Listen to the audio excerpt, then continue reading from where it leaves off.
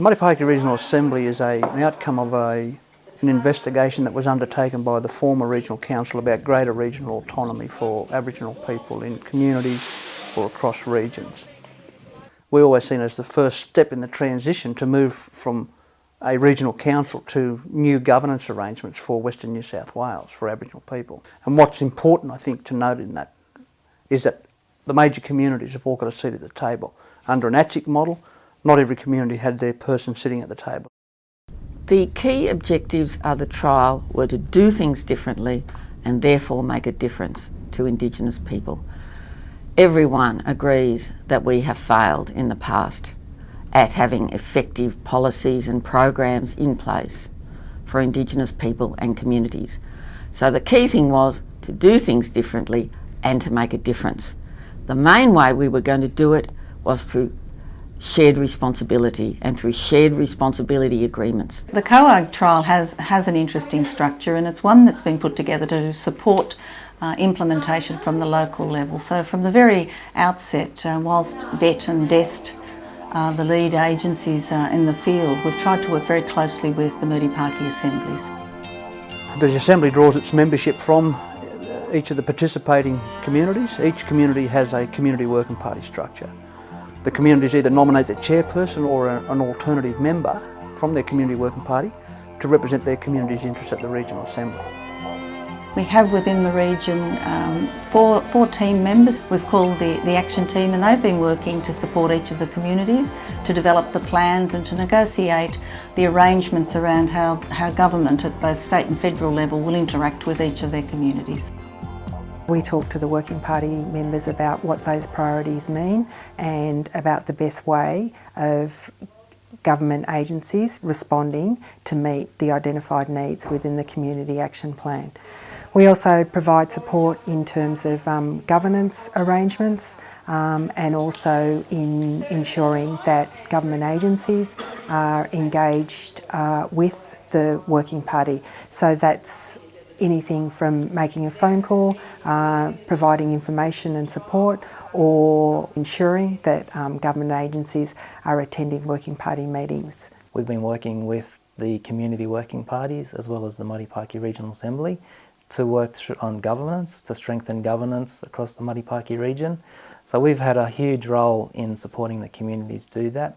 We also work with other government agencies to get their involvement in the trial. So we might work with an agency to support community through funding, through improving its program delivery. At a local level, the community working parties are a single form or a single framework of getting broader community participation in a range of issues that are impacting on the community. It's not just dealing with health alone in isolation, or it's not just dealing with education or employment, those things in isolation. These things are being dealt with in a holistic manner through a planning process where they can develop what the priorities are and then be able to negotiate some agreements and partnerships with government about how to address those.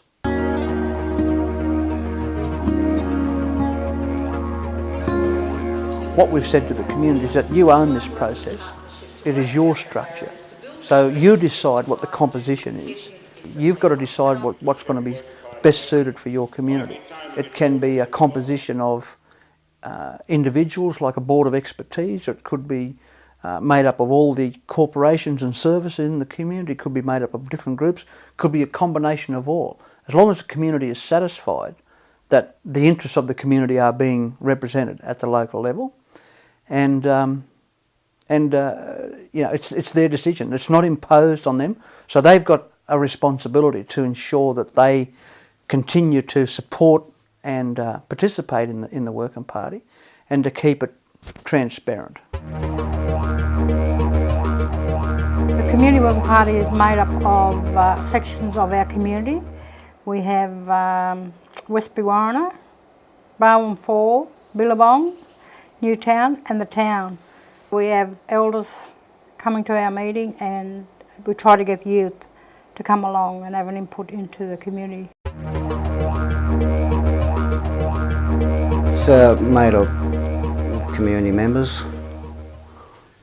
Like we got two from, it was structured with two from the Land Council, two from the CDP, two from the Walleye, which is a little outlying community over the river. The Working Party is made up of members of the Aboriginal community, so it's not just one family group or one organisation. It's made up of delegates from the CDP, which I am also the coordinator of the CDP, the local land council, elders, youth.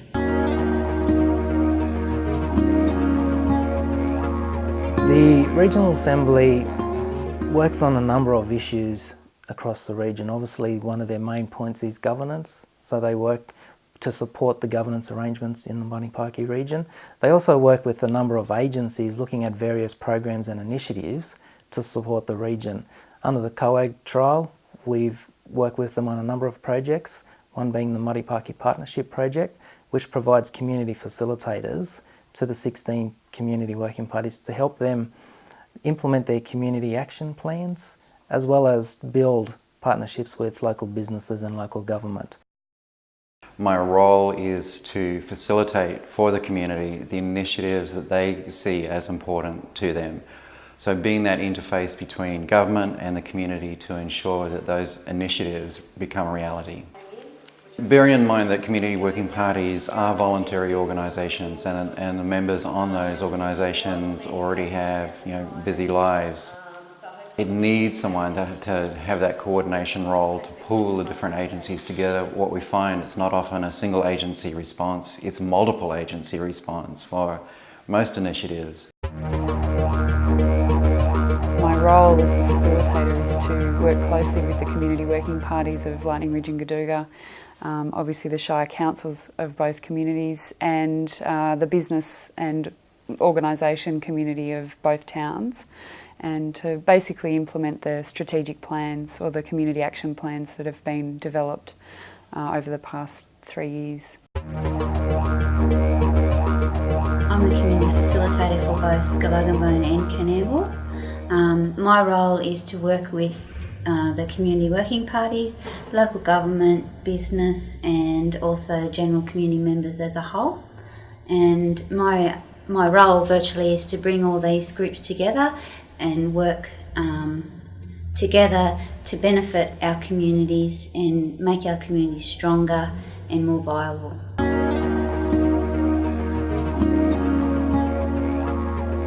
Since I've been in the Working Party, I've been involved in the school board, the community drug action team, the mobile PCYC.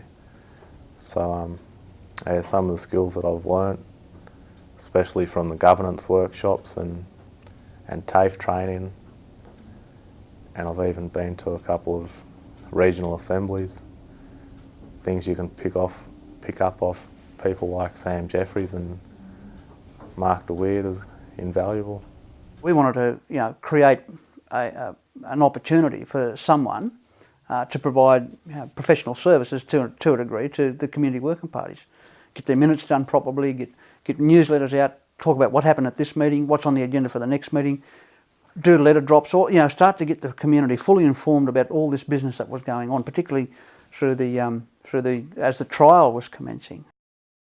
What government came back to us with was a CDP position topped up with due a step money with some on-cost dollars. So that was a job for an Aboriginal person in the community and a trainee position. The benefits for me in this job have been unreal. I mean, I finished school in 2003, couldn't find any employment in town, got on the CDP, I was only there for about 2 months. We started off on Cert 2 in business admin, and I'm up to Cert 4 now, so went over everything from Excel to databases and newsletters, learned to develop our own newsletters.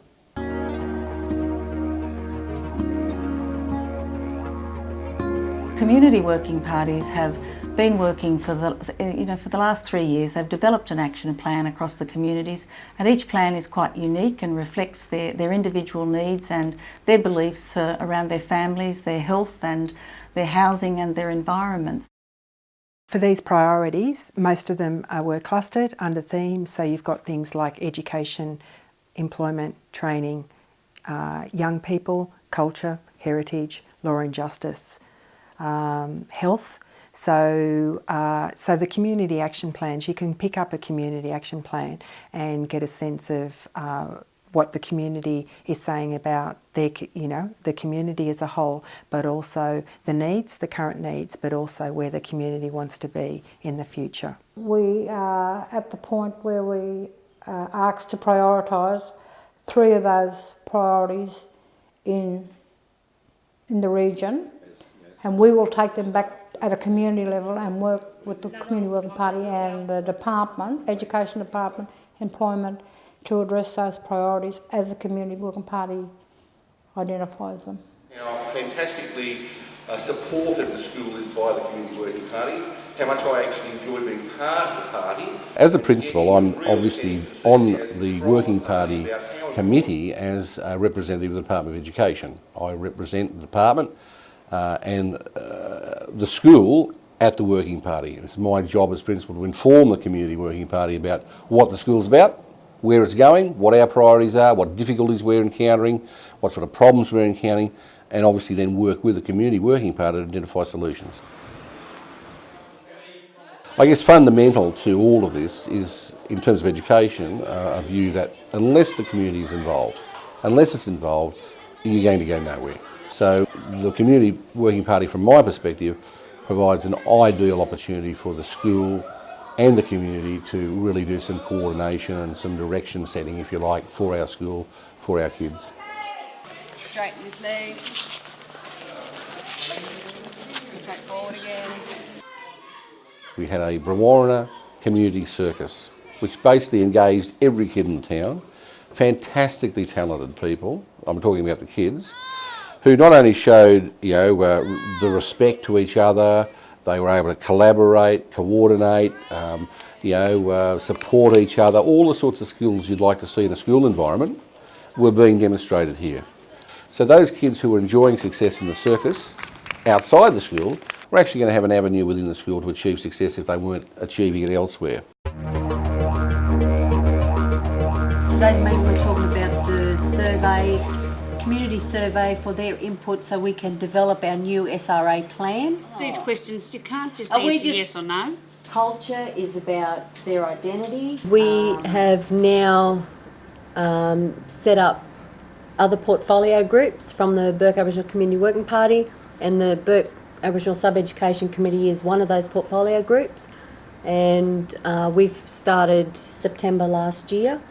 We meet once a month as well before the Working Party meeting, so whatever's tabled at our meeting, then it goes to the Community Working Party as a whole for a discussion and endorsement. We go to the Working Party to get our fundings endorsed, and one of the big aims of the Working Party has been brought up numerous of times about getting our kids to stay on and finish school. We have people from different workplaces from the community. They come up once a week and sit down and talk with our students and kind of keep them on the right track. Whatever the goals the students might want to achieve, they kind of, give them advice and encouragement. Just getting the kids to go from year 9 to 10, 10 to 11 is hard, because you're finding that, they'll do year 9 and, oh, well, I'm 15, I'll drop out now, I don't have to go on. Yeah. Now they've got up to 4 to 5 of us in the school, and we work all the time. And the school teachers are looking at, before they actually go and make major decisions about planning for excursions or whatever, they're actually saying if they need submissions or whatever done, they're actually going to the AEA or asking for permission from the Community Working Party whether this would be a good idea or not, asking for a lot of Aboriginal input, rather than just going ahead and making the decision on their own. The Lightning Ridge Action Plan, we came up with 5 major areas, short, medium and long-term strategies for the community preschool in Lightning Ridge. So we're looking at forming partnerships in Lightning Ridge with the Department of Education, with DEST, and with DOCS obviously, and any other organisations, including FAXIA, to actually look at some short-term strategies as to how we can support the preschool to be more viable in the short term, and in the long term to look at other alternatives for the preschool and what will be able to provide access to low cost preschooling for all students, but obviously particularly with a focus on Indigenous students, and also create some Indigenous employment through the preschool as well in the early childcare and early childhood teaching areas. This year for NAIDOC we plan to try something different and invite every Aboriginal person to our NAIDOC Day, which will be a written invitation with everybody's name on it, so we don't exclude anybody. That shows that everybody Aboriginal person is part of the community. We've got 3 activities planned at the CDUP. To acknowledge the Aboriginal land we gather on here today, I would like to acknowledge our elders who have passed and our elders present before us today. We have a welcome by all elders of the community. This is about families and Aboriginal people coming together as one and being proud of being Aboriginal. We plan to paint a mural on the CDUP wall, which will be the history of where our grandparents, great-grandparents lived on the mission, so that we've got a record of that now. The next activity will be to have every Aboriginal person's handprint to make a border around our newly painted boardroom. I got no thumb. You got enough paint on there. Yeah, it's hard, but you'll never guess yours. The third thing will be to present the Community Action Plan, What they've said is through a shared responsibility, which was developed by each member of the community through the survey that was taken, so that the community can see that we are starting to take action with the plan. passing down what they want us to do. We're the leaders. You've got your Community Working Party who represent your community. Some of the successes would be the development of the Community Working Party, which has brought the Aboriginal community together so that you work as one, not as individuals or individual families or organisations. And the other is building the relationships with the schools, with the government agencies, and trying to work in partnership. And having the schools and the government agencies realise that the Aboriginal people in the communities do play a big part, and for them to recognise that we are there. From a broader point of view, the capacity of communities to work with us as government has been a real achievement. This has been a huge leap in community capacity to engage with us, to tell us what their priorities are, and to work with us to deliver on them. I see that as an absolutely huge achievement and a huge amount of progress. One of the other main priorities is to reopen the bowling club. Quite a number of years ago the licence was removed from the bowling club and it shut down. It took away one of the social centres for the community, a place where people could eat dinner, go out for dinner as an alcohol-free facility that would then just become a social centre. They've secured funding and they've got a projector and a screen and some sound equipment in the club, so they've actually had already one movie screening of some Aboriginal short films, which was fantastic as part of NAIDOC Week. And so they're looking to try and do some more community-based activities. Obviously it's where all the meetings are held, and they are using the facility, but they want to bring it up to, I guess, kick it on back where it used to be. We want to try and get a course to plant some native plants along here, right around the inside of the fence. Get a little watering system there to water the plants. We hope to get that through the CDP, regional CDP. The grant's already been approved, so just a matter of putting it into place now. And there's a little hole there where they burn their bottles and dip them in that old tub there, and they crystallise, and that's how they do burn the bottles for the grapes. So it'll make it a bit more easier with, a decent shed there. There's a barbecue area already there, so we can have our meals there. So and a little bit of comfort away from the flies. I think the cemetery project is going to create more employment for the CDP, sort of an horticulture course.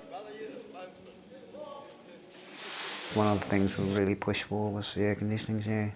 It's a great help for our elderly and the young kids. It was from sheer pressure from the communities in the Marty Parky Colac trial that brought about that, I think. I think it was the funding agencies and, Destined Debt, and through the perseverance of guys like Sam Jeffries. Well, the CDP handles most of that. We sort of work together. An example is the pavement on the main street there. That's one thing. And we've got 6 trainees on with the R&M for the houses, so that's another thing. When we're in the process of developing the community action plan, one of the Community Working Party members made this comment that has actually led to the Brewarrina Business Centre being established. And the comment was, we as Aboriginal people have never been taught how to manage for success. It then became the #1 priority for the Community Working Party to have the business centre established. The community absolutely wants to be self-determining. It wants to be participating inside the economy of Bree and in the wider community. And because it doesn't have the training and development, it doesn't have access to that. And so the business centre was very clearly established to train, not just to provide fiscal accountability for grant funds coming into Brewarrina, but more importantly, to provide the training and development to Aboriginal organisations to succeed, to be fiscally accountable, to be able to manage those grants, according to the conditions that apply to those grants. We just provide transport for the youth here in Bourke, try and minimise crime, and just provide transport from A to B to save people getting into trouble along the way. I think most of the kids too, they want to go home, whether they got problems at home and they just don't want to be there. They'd rather be out roaming the streets, hanging around parties and looking for fights and sort of stuff, watching people fight. I think it was brought up at the Working Party meeting, and they thought it was a good plan to get up and running, and that'll be a big effect on the community of Bourke. We do 1 day a week TAFE, and that's been, I think we're on our 3rd year now, training. Youth work at the moment, but we've got our certificates for community patrol, and we just learn about dealing with conflict and how to deal with a situation. If we've come across a kid, how to handle a situation. Personally, I think it's a good little program, and I like to see it go on over the next couple of years.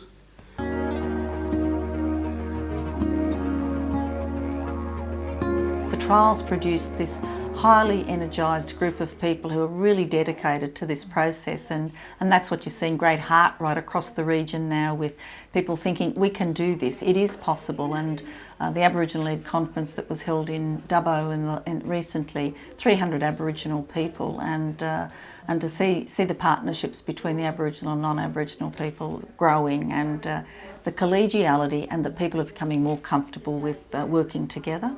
That's a huge benefit. The process that we're involved in, it's not about one person, it's not about one community, it's not about one agency. It's about people coming together to better understand what are the needs for each of these communities, for the needs of Aboriginal people in each of these communities, and coming and developing by, you know, those conversations they need to have, but also by getting the right people around the table and setting up the right partnerships so that you get a response to the community's needs, which the agencies understand and have responsibility for. There's only so much the community can do because they don't deliver the services, and it's really about those agencies being better able to deliver services on the ground. There have been 2 evaluations. Both evaluations have been very positive. They've said we've come a long way, but of course, as any evaluation would show, and anyone who's working in Murdi Parky knows, we've got a long way to go.